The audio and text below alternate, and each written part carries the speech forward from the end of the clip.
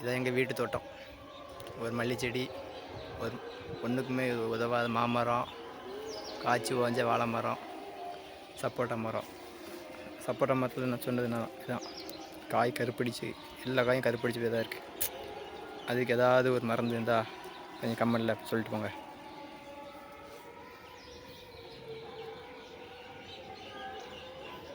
இதான் எங்கள் வீடு.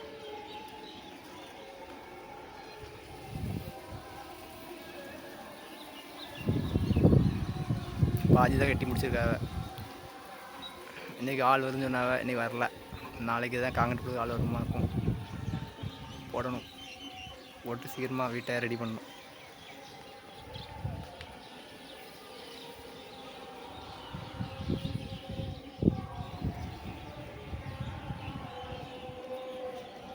முன்னாடி நாங்கள் வரும்போது பக்கத்தில் வீடு எதுவுமே இல்லை. இப்போ நிறைய வீடு கட்ட ஆரம்பிச்சிட்டாங்க பக்கத்துலேயே.